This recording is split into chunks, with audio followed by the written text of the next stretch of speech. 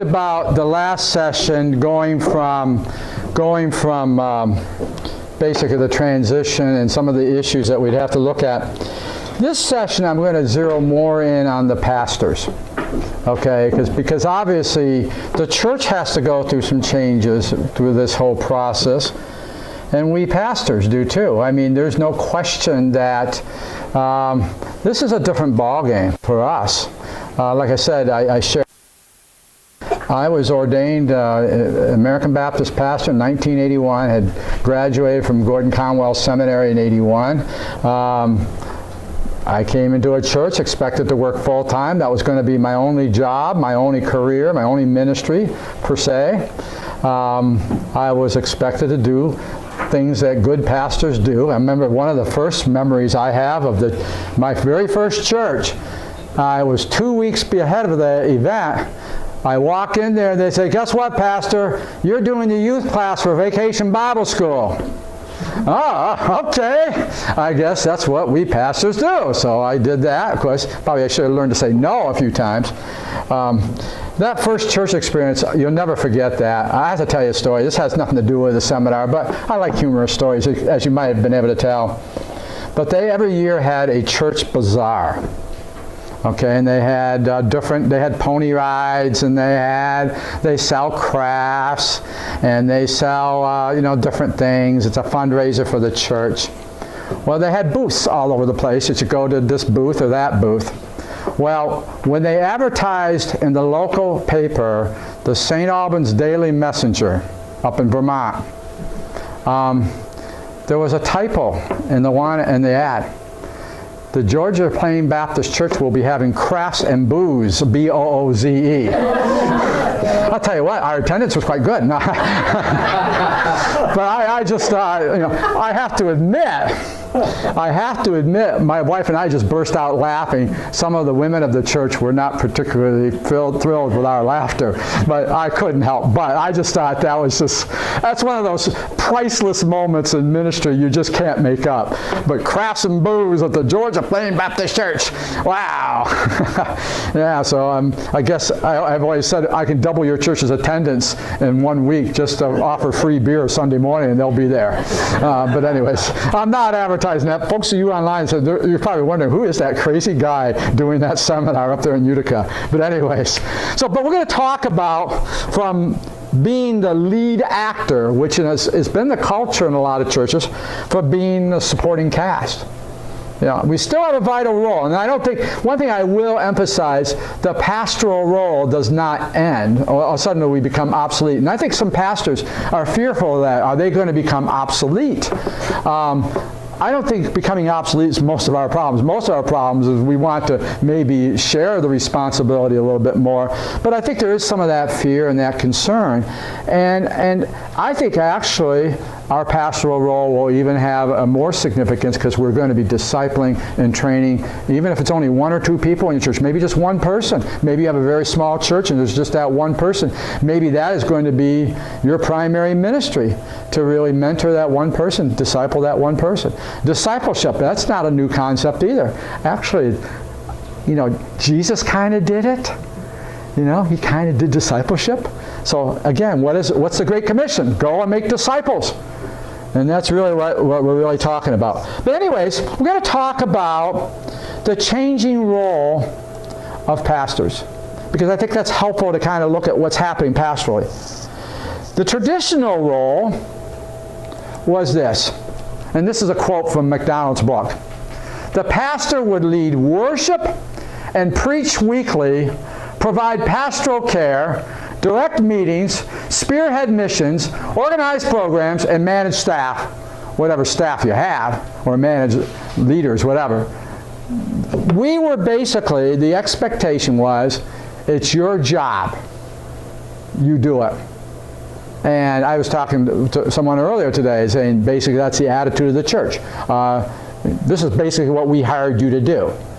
Okay, and that was the traditional role of the pastor. I remember in seminary, we were taught a bunch of different things, but then I realized all the jobs I would have to do when I got into the ministry. And I go, they never taught me that in seminary. But you learn that you have to do different things, administrative stuff. It's kind of funny because I teach a course on church administration.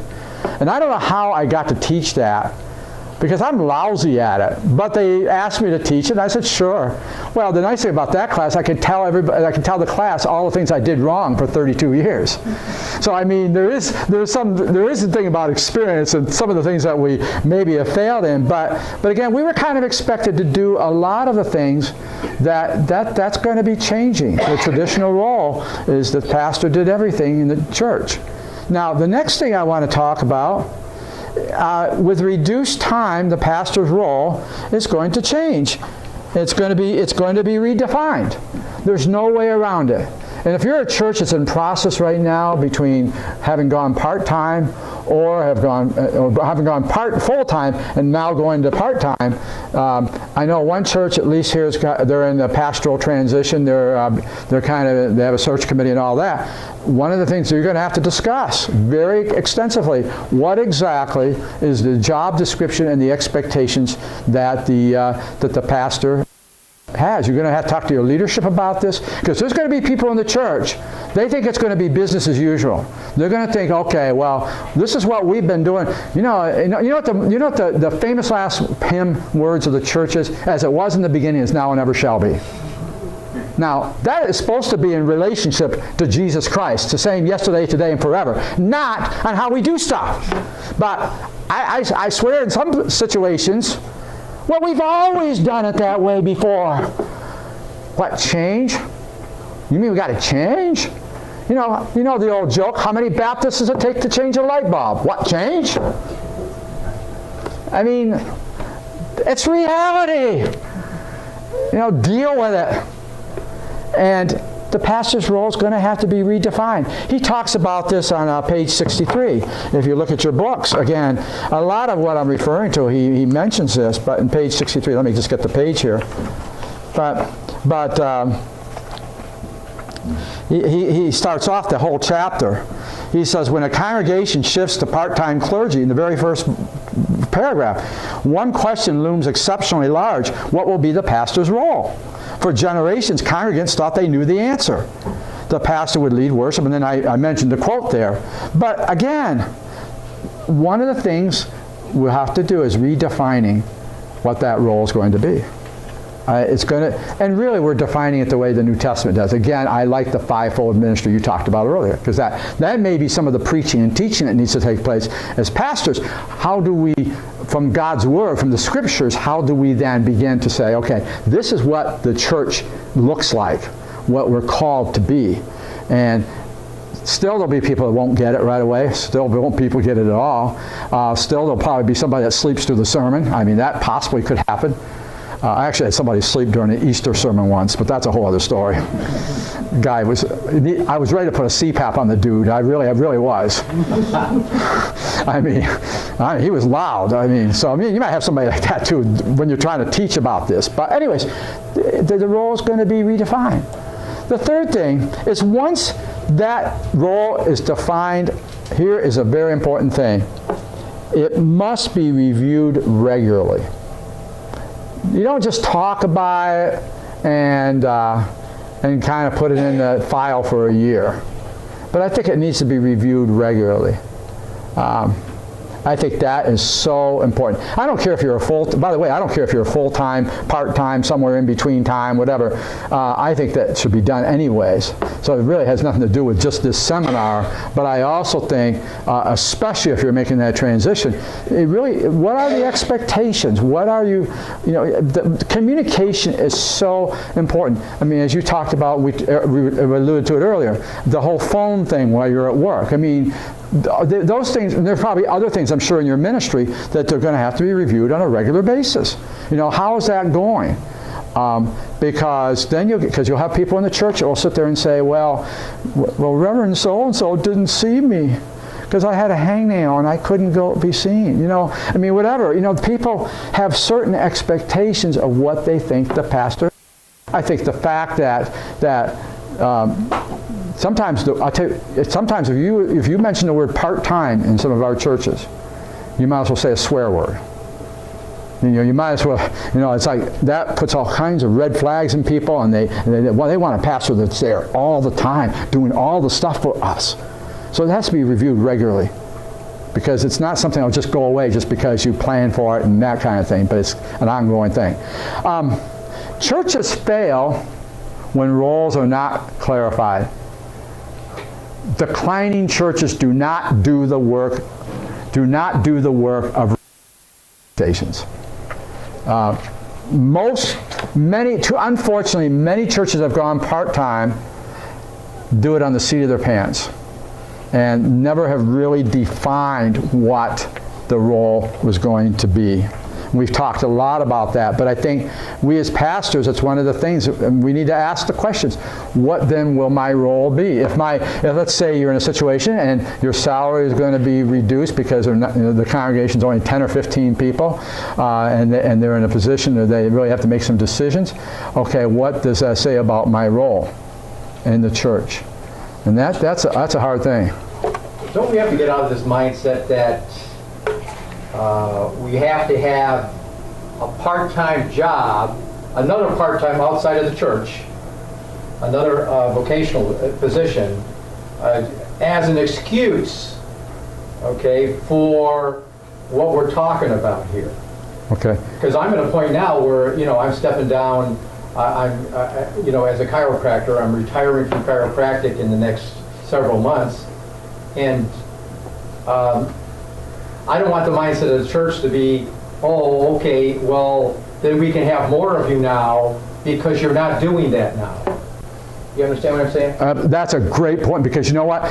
The reality is, I have a feeling that there'll be a day where you'll go to be with Jesus. Yeah. Yeah. I mean, I'm not trying to put you down under 6 feet, but I'm just saying the reality. You're not going to be there forever, and I think part of what you're doing as well is, in some ways, I think there's an aspect of pastoring where you're working yourself out of a job eventually, where God's going to raise up somebody else in the future. Because if they get in that mindset, well, gee, we have more of you now, well, then they get used to, then you're kind of rolling back into the culture that, oh, we can have him full time now because he's not going to have that outside job. Absolutely. Yes? Sorry. Coming at it from a different angle, can you explain to me why my part-time pastor won't give me free chiropractic care? I love that question. I'll tell you what, you have lunch with a chiropractor. All I could say is he's one pastor that has your back. You probably have heard that joke before, haven't you? Yeah, I figured that. That's one of those. I love that question. There's always got to be somebody in here. That's awesome. Go ahead. Well, one shift in the last several years has been, is the word bivocational even relevant anymore? Right. The idea of a multi-income pastor, and the analogy example I share is, I have a friend who's Presbyterian. She's worked on tax day 4, maybe 5 W-2s, 2 of which are ministry related, 3 of which aren't.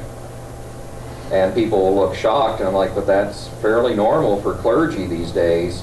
To have, you have to say, well, what are the streams of income that make a pastor's day-to-day living happen? And it's not often going to be solely the congregation's W-2. Right, and the thing, Jared, I think also, because I kind of ran into that trap, because before we even were talking about this, that multi-stream may be a spouse that has a very good paying job. It could be a military pension. Or maybe you work for a corporation. We have a lot of second career pastors now that might have worked and they have a pension that they're getting substantial income from that pension, from a job or the military, where they're, maybe they were an officer in the military. But the challenge, I think, with that is still the church thinks, well, and sometimes we pastors have to maybe do some educating. Again, this could be it's a whole idea of empowering the laity, empowering like the fivefold ministry you're talking about, really seeing gifts in people. Because what happens there is, let's say you're a pastor and you're getting a good military or business pension. The church is used to having you full time, and you're used to working full time. But there's going to be a day when you are no longer that church's pastor. What are you going to do when that next pastor comes in? Now, most churches don't want to talk about the pastor ever leaving, but I have yet to see a pastor outlive its church unless the church closed while he or she started it. But I mean, there's going to be a day, you know, even if you have a long-term pastor, we have one pastor in our association who's been there in the same church 40 years. Well, one of the things we're going to have to deal with, he very well may not be, you know, I would say best case scenario, and maybe he'll do it till he's 90, I don't know, just my opinion, I give him at the most maybe another 10 years, possibly 20 if somehow I don't see him doing that at the age of 94, 95, which just will be. But regardless of when that time comes, he's not going to be there anymore. He's not going to be there. And that church is going to have to eventually, you might as well do the whole discipleship and training thing now, not wait until, you know, because they still might be under the assumption, well, we got you full-time on part-time pay. And it's not just about the money, it's just the expectations that people have that you're going to be the chief cook and bottle washer for the whole church's ministry. And that has got to stop. I don't care if you're even full-time. Maybe you're full-time and you've been doing that for years. It's time we begin to really think what the New Testament teaches about these different ministries. And we're working on that, but I think it's really ingrained in our culture in many ways. And so I think that's the thing that, so even if, I mean, chiropractic, I mean, that's one of the challenges you'll have, saying, you know what, basically my role in terms of what I've been doing, don't expect to get off the hook because I'm not going to be working there anymore. And I think that's going to be a challenge. That's a very good question. You know, I want to flip this a little. Okay. Because I know we're looking at the church and we're saying, oh, well, you know, you want the church to understand this is your role, that's your role, blah, blah, blah, blah.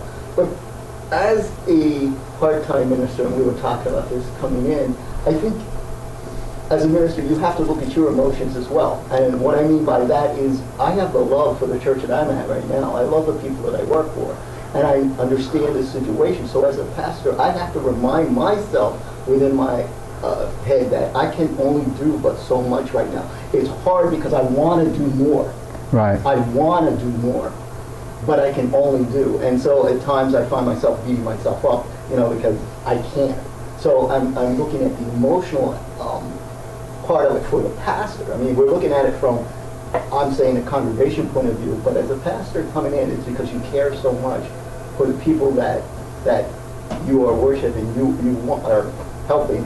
You want to do more, and you know you have to remind yourself that you can't, because you can burn yourself out. Right. Because, you know. I think, I mean, there's a couple of parts of that. I think really the question is, pastors too have to really look at this. And I think, just kind of thinking what you're saying, because we care for the people, we want to do more and we want to do more, but we have to ask, what are our limits? What are our boundaries? What do we do in terms of understanding those boundaries? There's that side of it where we want to do more because we love the people, we care for the people. But it's almost like, as I look at it almost like when you're parents, there are sometimes you have to let your kids go, you know, where they get to a certain point, as they mature. You know, if you think about parenting, you know, when they start as a baby, they're very dependent on you. As they get older, you have to kind of let them go, and eventually you let them go. I think sometimes we as pastors, there's the emotional go of the church and letting them fly their wings, so to speak, you know, flap their wings and fly. And that's hard for us because we care for them so much. Maybe we worry that the flock will run away or they'll fail. You know, maybe there's that fear. But I think there's kind of, you know, and I'll be honest with you, there's a whole thing called ego. I mean, hey, it's a rush when people respond to you.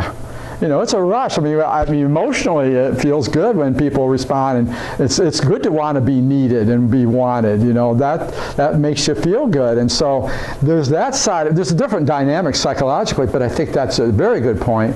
That part of our pastoring is letting go and giving people the opportunity of flying. And It's not always easy for us. Sometimes it's just easier to do it ourselves. And we'll talk a little bit about that in a bit. But again, I think the emotional changes that we're going through as pastors is also a key component. And part of this part here is really, how do we feel personally about this journey that takes us to part-time from our traditional role as pastors, especially if we've been around the block a few times. It took some adjustment. I think the thing I will never forget, back in 2000, I retired early. I didn't retire, I redirected. All right. I just happened to get retirement money. I collected Social Security a year early. My wife had a good paying job, so she put me through for a couple of years. We talked about this. I drew on pensions and stuff. I went early because I really felt led to go into consulting work. I really felt led to do that. I feel God had been laying it on my heart for years to do that. I already was on the regional enhancement team working with that. But I'll never forget the day after I had stepped down. I woke up, I'm not a pastor. I'm not a pastor anymore. That was the weirdest feeling I have ever had. I mean, I actually could sleep in. I could watch I Love Lucy. It was just such a surreal feeling not to be a pastor anymore. Because the church was my whole life. But now I'm still involved in ministry, but it's a much different ministry.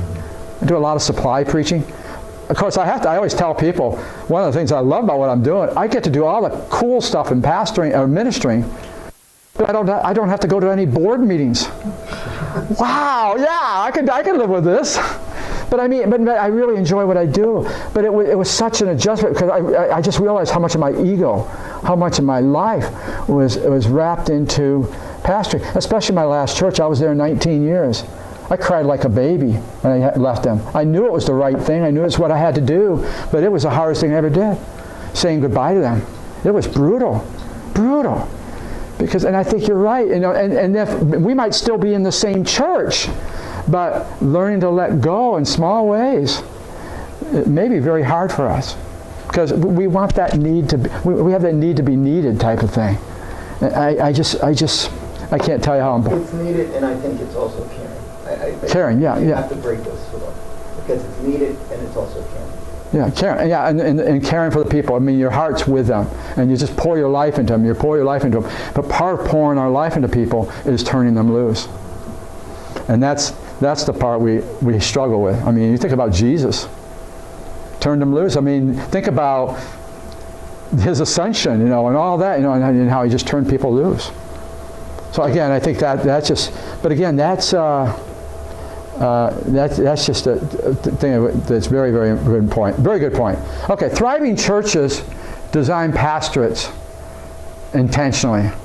And here's a quote again from MacDonald. Quote, congregations deploy part-time pastorate like an asset that's been recovered from a prior mission. I like that quote.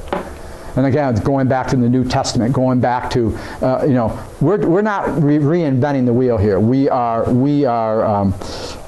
really going back to basics about what Christian ministry is and what it means to be a servant of Jesus Christ. That's what we're doing. It's nothing earth-shattering or radically new. It's recapturing who we are, not only as Christians, but as Baptists. And I just can't emphasize that enough. Again, if you heard nothing else, that's a big key to what I've been talking about all weekend. Okay, next slide. Come on. Okay. So how do we redefine the pastor's role? Okay. Several things I want to just kind of touch on. Number one, know what to expect and not to expect. He talks about this on page 65, if you have your books. Again, he says here, even before looking at part-time ministry models, congregations need to lay a foundation for success that begins of knowing what to expect and not to expect. Seeking a part-time pastor should not be a hunt for, and we'll talk about this, for a hero who will provide full-time ministry for part-time wages. And again, that really gets into my next point here, where it says, don't hunt for a full-time hero on part-time pay. Again, I shared the illustration where a church told the pastor, well, we're going to have to reduce your salary by $10,000. Oh, by the way, we expect you will still do what you've done before.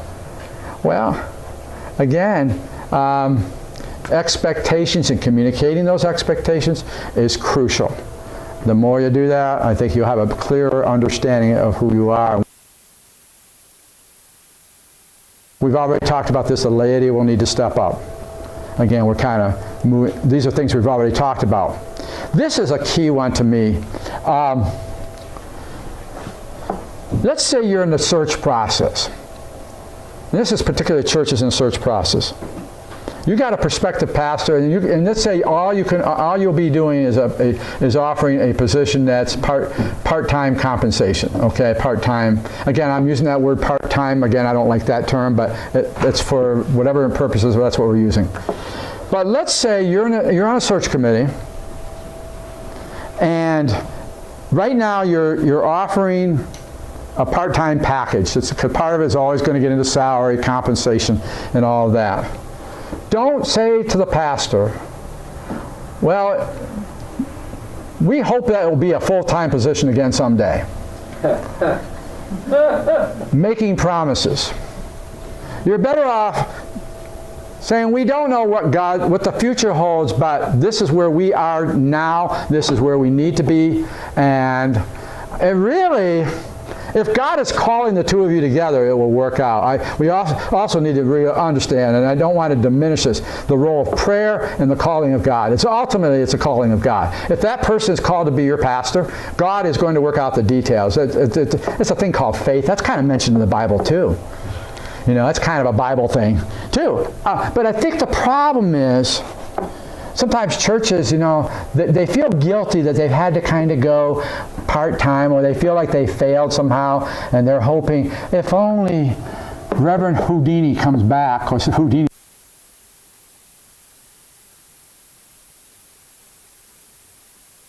We call him to be our pastor, we can go full-time because we know he's going to do everything that we expected him to, all the other ones before us did for 50,000 years. You know, don't make promises. This is the current situation we're in. It may very well be that way until Jesus returns. But live with the current realities of the church now in terms of any kind of promises or commitments you make. Don't try to present a package that you can't deliver. Don't be like an Amazon ship sitting out in the middle of the Pacific Ocean as we're waiting our Christmas presents. Don't do that. And again, that is, to me, that's a big hot topic today. I saw a meme on the internet where it said, it had package tracking that showed your package is here, and it's out on the ship out in the middle of the ocean. I thought that was kind of funny, but you have to see it to believe, I guess, to appreciate it. But anyways, don't make promises that we're going to go full-time someday. The flip side of that is we want to see, obviously we all want to see our churches grow and prosper and get to a point to where we sense that you're making disciples that are making disciples. Okay? And at the same time, just like the church shouldn't be saying that to the pastors, I shouldn't be saying to the church that I want to become a full-time pastor eventually. Yeah. Because I don't want to do more and get into that that game of, okay, I do more, you do less. All right? So we shouldn't be making promises either, is what you're saying. Exactly, right. And that's a very good point, because really we can kind of sell ourselves. I mean, that to me is almost like saying, well, if I come and pastor your church, I can double the size of your congregation. It's almost, it would be something like saying, well, of course I could do that. I said free beer Sunday morning, that would get them in. I mean, you're not making disciples necessarily, but you got them in. You know, they're in the door. Hey, look at, we got a full church today. Oh, and what's the new liturgy? This bud's for you. I don't know. You know, I don't know. I mean,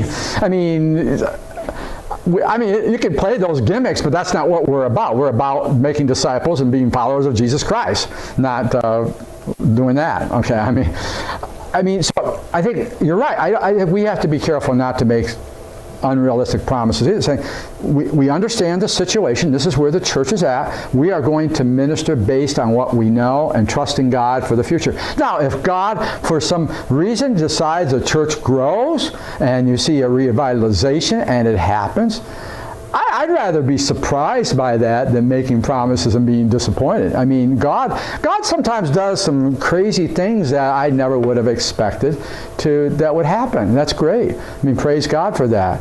But that should not be the carrot stick that gets the person in, or the carrot stick that my possibility of becoming their pastor. Okay, so you're right. That's a two-way street. That's a good point. All right, so the next thing I want to talk about here is becoming a part-time church needs a pastor with a heart to go part-time. This is where it becomes very challenging, because there's some pastors, maybe out of fear or whatever, they don't have a heart for that kind of thing. That's all they've known is being a pastor. And they don't know if they have the heart. And one of the most painful things you have to do, if they don't have the heart and you're in that position, I don't have any easy answers on this one for you.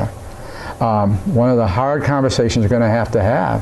What if they don't have the heart? You know, I'm not looking to get anybody fired, but on the other hand, what do you do if the church is really not in a position, you know, you're down to 10 people and you really have very limited possibilities in terms of resources. You've got a big old building to take care of, all kinds of stuff that has to be taken care of. And if you're just even beginning to think about vision and ministry and that kind of thing, it's become kind of a stewardship issue almost. And by the way, when I'm talking about this does not renege the church has its responsibility to tithe and to give to the Lord. I mean, I'm not saying this. And one thing I'll say, part-time ministry should never be an excuse not for good stewardship.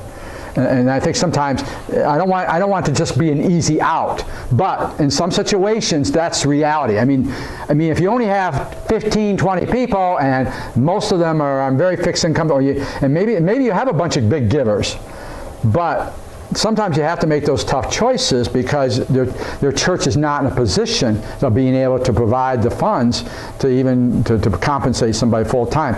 Where it's hard is what happens if you have a pastor who doesn't really have the heart for that, because it means some major changes, and or if you're in a pulpit committee situation, finding somebody who's willing to work.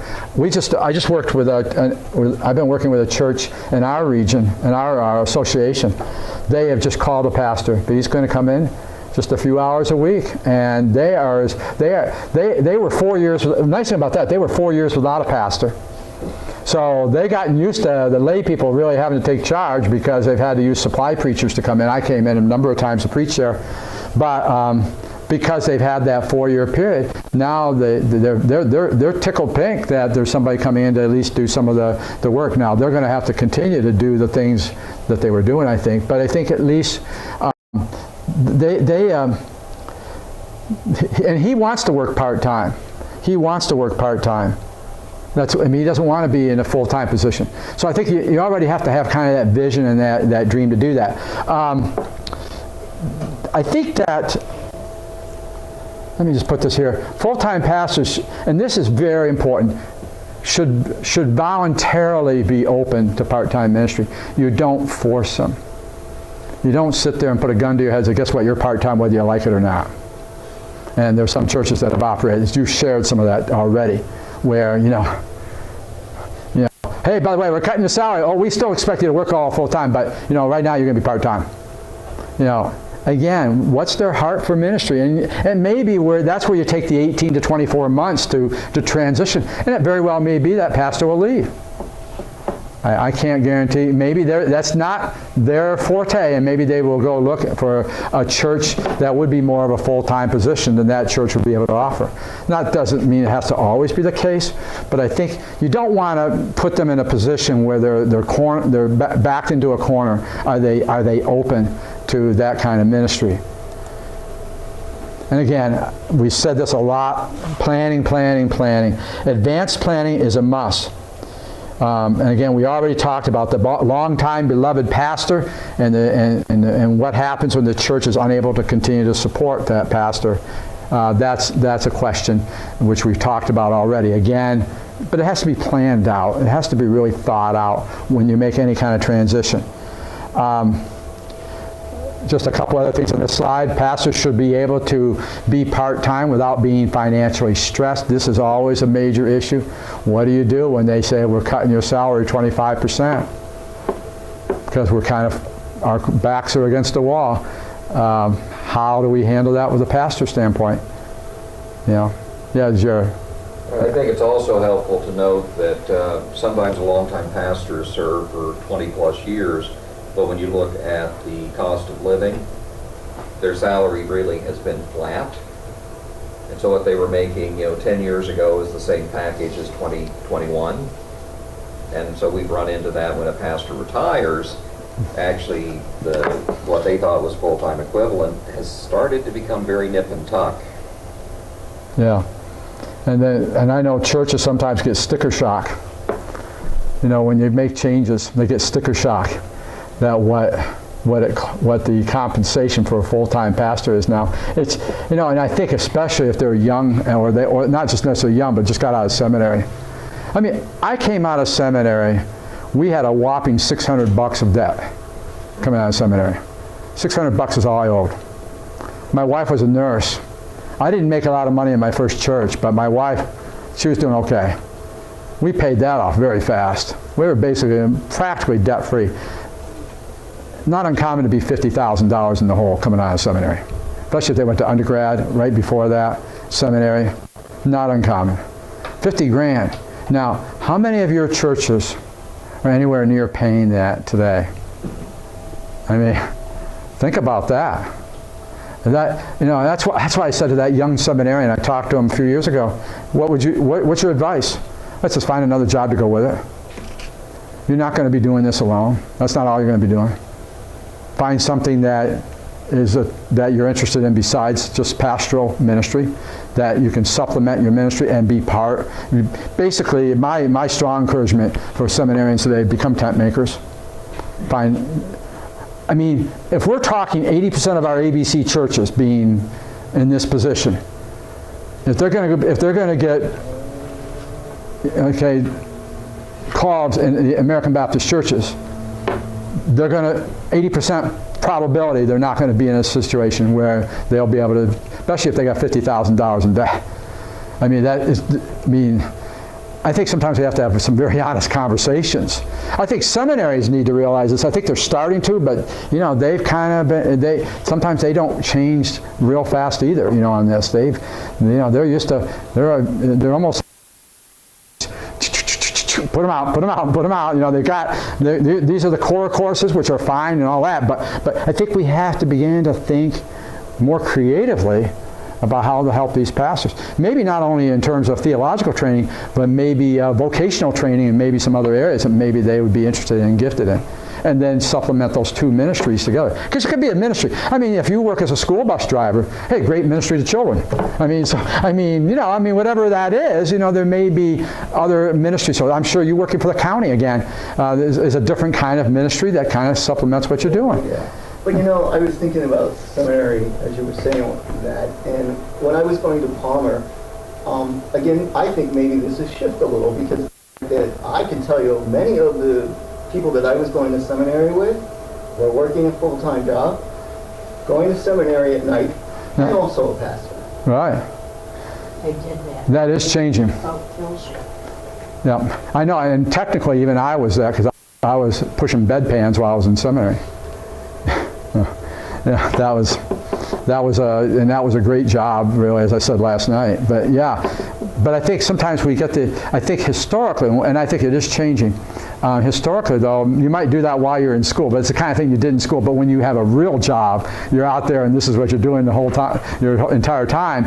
I think it's going to become more of a reality, not just while you're in school, putting yourself through school, but it's going to become more of a reality. These people were not, I mean, I hear what you're saying, but these people were not putting... And what year did you graduate from seminary? That was their real job. Okay. They had families. Okay, what year was this? 2020. 2020, okay. You have to understand, I graduated in 1981. Yeah. That's how that's how it's changing. Mm-hmm. I think seminaries are addressing that more.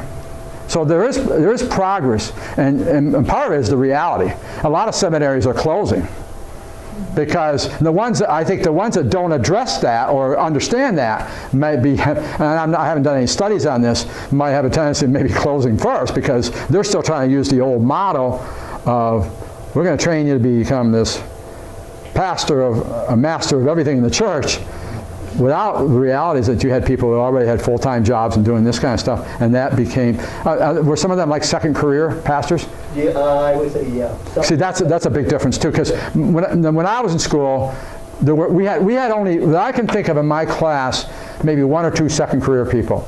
We had one guy who was like 40-something, we called him Pops. He was 40-some years old.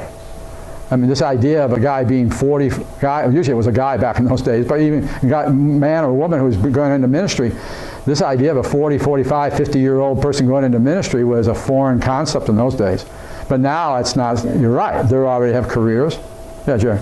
Now, devil's advocate here, I do talk to a lot of search committees year in and year out, and one of the common refrains, besides we want somebody to come in and help our church grow, and that's a given, is inevitably somebody brings up the idea of, well, if we just found a young, often man with a family. And I think to myself, okay, you're talking a total package of under $30,000. Well, may I tell you about the SNAP benefits? Food stamps. Yeah. You know, I mean, there is this element of, we think if we get somebody young, everything will magically change. And really, to move forward, churches need to be very open to these realities. Yeah. They want somebody young with 30 years experience too. Yeah. So I mean, that's a great point. And again, that's, of course, he said it's a devil's advocate. Devil's advocate? You heard that online, folks. Okay. But anyway, I think part of it, what you're saying, you said 2020 you left school? Yeah. See, look at how it's changed since '81. See, I'm kind of an old fossil now. Okay, so and your second career, I assume, because you. I would say yeah. Yeah. I mean, obviously, because you said you were older than I thought. I thought you were like. I thought this guy was like 40 years old. But I won't tell you his age, but he'll tell you. You're more than welcome to. He's 63. The guy looks like he's 40. I mean, holy smokes. I mean, it's like. I thought you were young I mean, of course, I tell people I'm getting younger because I look more like my baby pictures every day. But I didn't have hair when I was a kid. I don't have one now, so hey, just as long as I don't, never mind. Okay, but anyways, but I mean, I think that just shows you the changing landscape. But we still have people in our pews, and even some of us older pastors that have been in this game for a long time. We're still working with that mindset. That's the culture we came from. And unfortunately, I think there's still some seminaries that have not totally grasped that yet. I think they're grasping. Well, they're forced to if they want to continue to be a seminary. They're forced to. We have seminaries closing all the time, and I think that's the thing that we have to. I think culture dies hard. It really does. It does. People don't want to change. In fact, really, most people only change when the pain of staying the same is greater than change. I can speak this from personal experience. I am a guy who likes to eat. I love food. 10 months ago, I was 60 pounds heavier than I am right now. Here's my other ad. I go to Weight Watchers, which costs money. But you know what? Well, you know what got me to change? Because I love eating. I mean, hey, pizza, good old sausage. I still have that once in a while. I mean, I haven't totally given that up. I mean, you're talking about old habits die hard. But what got me to change, I visited my doctor. And she's this petite woman, very small, skinny. Of course, they're always skinny. Well, I was hoping I'd at least get a fat doctor. But she wasn't fat at all. She looked me in the eyes and she did my A1C. 7 point. I thought the wrath of God was coming upon me. She gave me a riot act. I knew I had to make some changes. Boy, I tell you, you have to do what you have to do. So now I count all my points. So if you see me with my eating dinner, because here I knew it was going to be a bad weekend. So I kind of budgeted, because I kind of do food budgeting. But I pull out the cell phone, I got an app, and I go, oh yeah, that baked potato, 3 million points, or whatever. But I mean, I had to make some changes. And it was painful, but I only changed when the pain is staying the same. When I heard that 7.5, that got my attention. And unfortunately, churches, if there's almost when the riot act comes, COVID has really, I think, has raised our antenna. I really wonder how successful or how involved this very seminar here would have been. It was happening before COVID. But I wonder how much passion there would have been on this whole part-time, multi-income kind of ministry thing would have been prior to COVID. This has accelerated in the last year and a half. And so, I mean, again, change is a tough thing. And again, I just share that with you. Thanks for those questions. Healthy part-time churches encourages pastors in non-church pursuits. You know, that's one thing that if you're on a search committee, or if you're on any kind of church board, you're a lay leader in the church, really encourage your pastor, not just in their ministry that they're doing within the church, but that you appreciate the fact that they're working in the community in their job. You know, if they're a school bus driver, if they're whatever they're doing, encourage them. You know, I think we can encourage. That's okay. It's okay. You don't have to hold our hands all the time or babysit us all the time. It's okay if you are involved in other pursuits. And this is not just with jobs, but in various things. One of the things that I happen to love is high school sports. I go to all high school games. They used to call me bleacher preacher. But people actually affirmed me in that. That was a good thing, you know, that they saw that I was out in the community, and that was one of the things I found something that I enjoy doing. Of course, I like yelling at the refs, and that's a whole other story. But I think it was a way I was encouraged. That was okay. The church really gave me permission to do that. It was something I enjoyed doing. But I mean, if you're in another career, or if you're a lay leaders in the church, encourage your pastor. It's okay to pursue these other things. We don't have to have our hands held all the time. Now, what you're going to have to deal with is going to be people that want their hands held all the time. They want you there 24/7. And that's part of the culture thing you're going to have to address. But again, healthy part-time churches encourages pastors in non-church pursuits. Now, the next thing that he talks about, any questions so far? I know. If not, let's go to the next one here. Okay, next slide. Okay, how are we doing on time here? Okay, we're good. He talks in the book about 3 models of part-time ministry. We're going to go through these rather quickly, but I think because we're going to stop at 11:45, so we got about looks like we got about 20 to 25 minutes.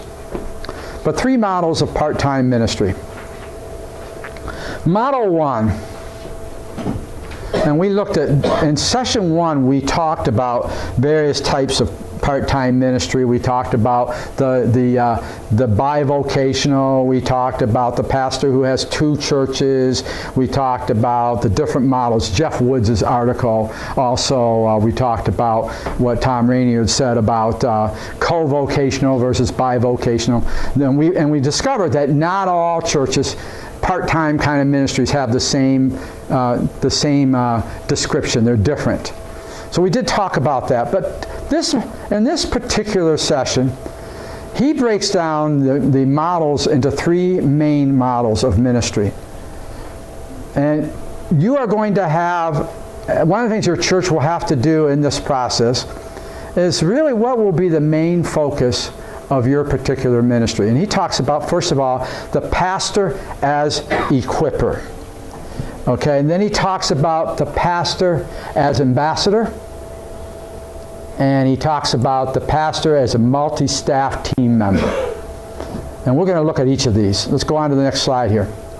So, what does it mean to be an equipper? Well, here's what MacDonald says. The equipper builds the lay people's capacity for effective ministry. It's the equipping of the saints. It's that fivefold ministry, leaders of the church. The pastoral part of that is that you're enabling people in the church to have effective ministry. So you're building their capacity for effective ministry. And primarily the time that is spent by that pastor is going to be to equip the laity to do some of the tasks that was formerly done by the pastor, or any other gifts that they may have. I would add that to that statement.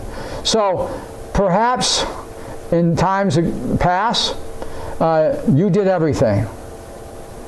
And I've already talked about getting the shovel, and maybe you're going to have to show people how to shovel snow. I don't know.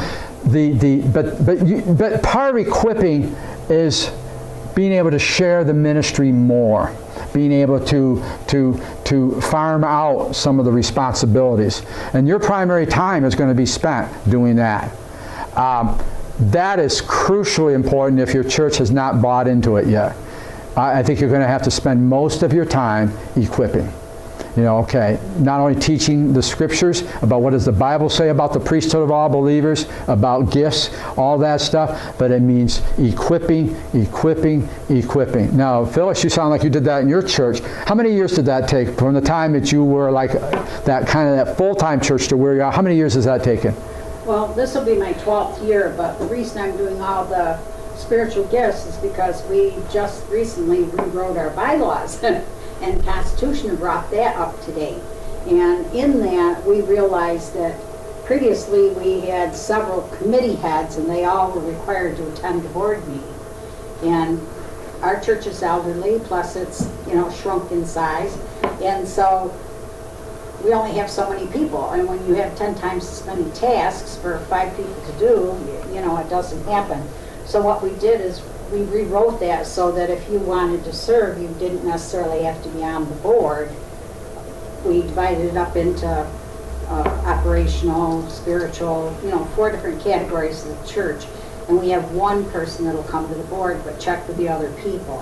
And so that's why I started a gift, or the spiritual gifts, because we're encouraging people to volunteer to do something, not with a 3-year commitment like you had to be on the board, but maybe I can do this for 6 months, or maybe I can do this task for a year, or, I'm breaking things down, like maybe I can change the colors for the season. I'll volunteer to do that. And so we were trying to go over the gifts so that they could realize what gifts they had, and then encourage them to volunteer where their gifts are, because there's more joy when you're using the gift God gave you. Right. But then it'll also fall right into this, because our church still, in the 12 years I've been working with them, they still look at me as, I want full-time service out of you for part-time pay. And so I'm working at trying to equip the saints so that they realize. The other thing is that we live in a very expensive church, and as our older tithers who had good jobs, good pensions, are passing away, that's leaving you with people who are working for minimum wage. It's going to take 5 people to replace that one person's tithe. And so we're coming down to the serious thing. If you want to still stay in this church, then you're going to need to make some changes to be able to be in this church. Or is it time to sell the church and get a one-level round? Yep. So there's a lot of decisions coming up, and that's why I'm preparing them so they've got time to think about changing for the future. See, and that's a 12-year process of equipping. And that's going to be probably, my guess would be, one of the primary roles is going to be that you will be involved in your pastor of a church like this, wherever we are, is equipping, particularly in the early parts of the ball game. Because we're going to talk about the other 2 models in a second here, but I think equipping is a huge part of this. Yeah, look at the way you said this, though. Time spent to equip the laity to do some of the tasks formerly done by the pastor. You know, if you look at it, if I'm going to present that to the church, Right. that's a terrible incentive and it's a terrible motivator. That's probably true, You know what yeah. I'm saying?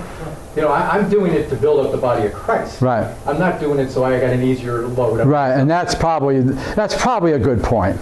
It is a good point, because it makes it look like that. That may be one of the things I'm going to reword in the future. I was kind of going with the author said, but I think it's more, the whole concept is building up the body of Christ, sharing ministry as a team approach is probably a better way of putting it. I just wanted to put that up to see if you were awake. No, that's true. But I think that, don't believe a word I say. But I think that's, but I mean, facetious, but this probably would be more of the result rather than what you want to preach. Saying, hey, I want an easier job. You do this. And that's probably you're right. Yeah, it's not a good way of doing it. And now, again, we go back to what I said earlier, the theological foundation for shared ministry, which is 1 Corinthians 12, Ephesians 4, a number of other passages that deal with, I mean, I think about great book of the Bible. One of my favorite Old Testament book, maybe besides the Psalms, Nehemiah. Nehemiah is phenomenal, how he delegates, how it's a shared project. He was the leader of that project, but it was not his baby alone. And I think that, boy, we can learn so much from Nehemiah in this whole thing too. You had a comment. Yeah, it kind of piggybacked off that question, with that comment. I believe in the priesthood of all believers, and I promote the priesthood of all believers in the church. As we go part-time and start to redefine the role of the pastor and start to equip the laity to do the roles formerly done by the pastor, does it become a slippery slope where the role of the pastor gets blurred? And I guess I'm looking down the road.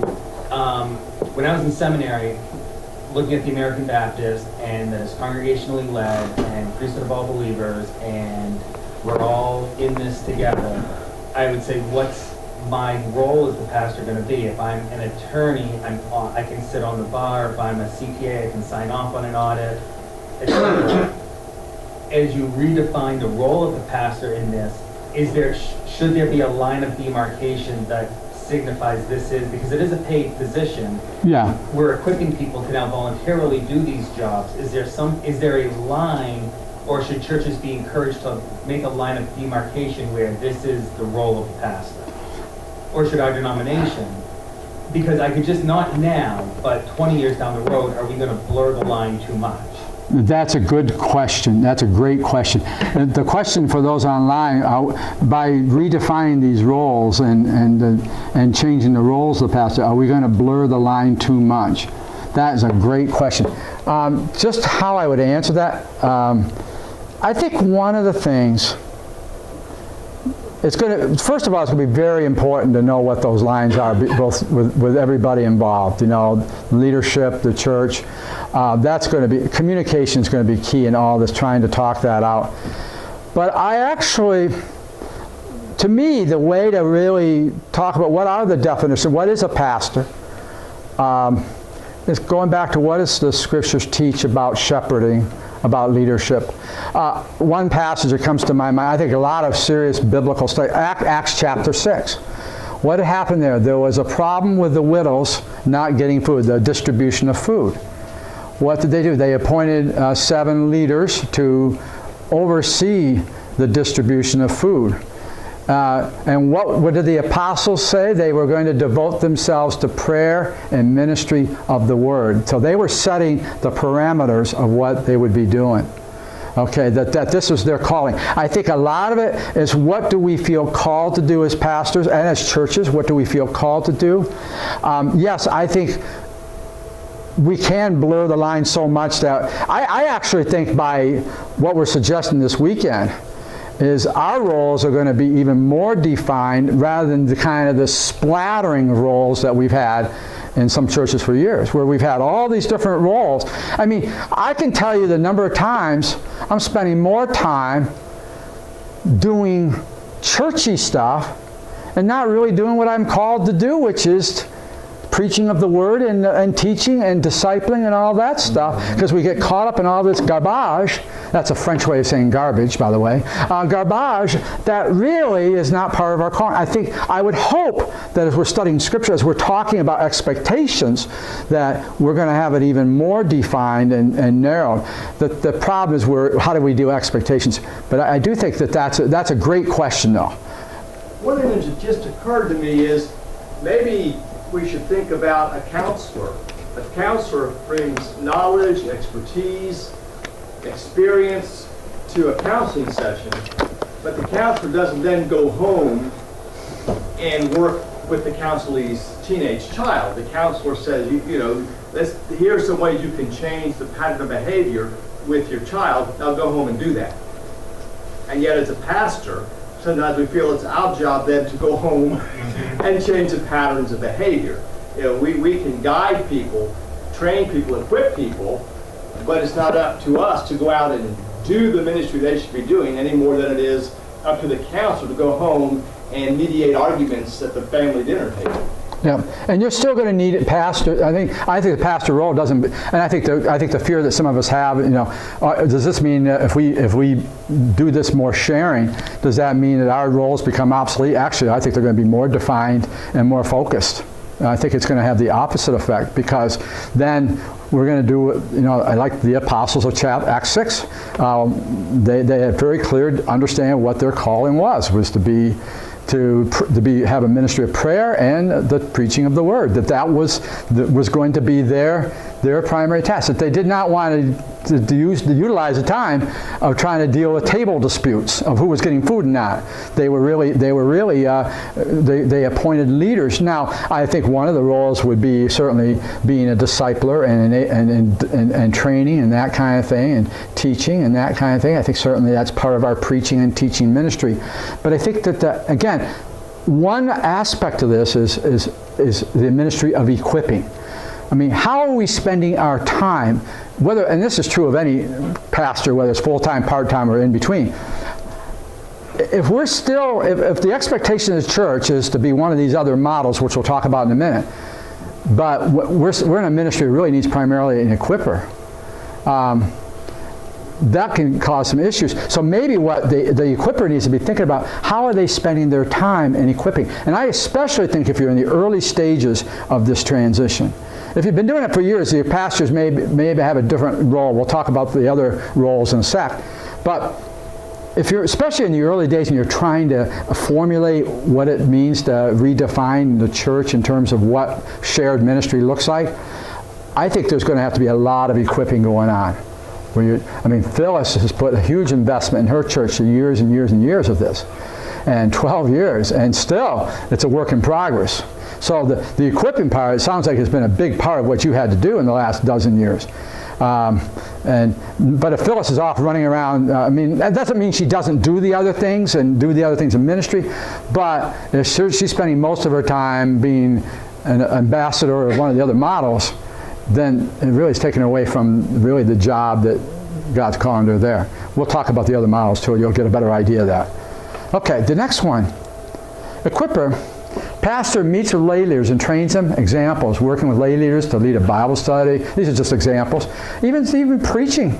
There are some people that should not be preachers, but like I say, and there's some pastors that shouldn't probably be preachers, but I won't say that. Did I say that? Oh, I didn't say that. I gave you the example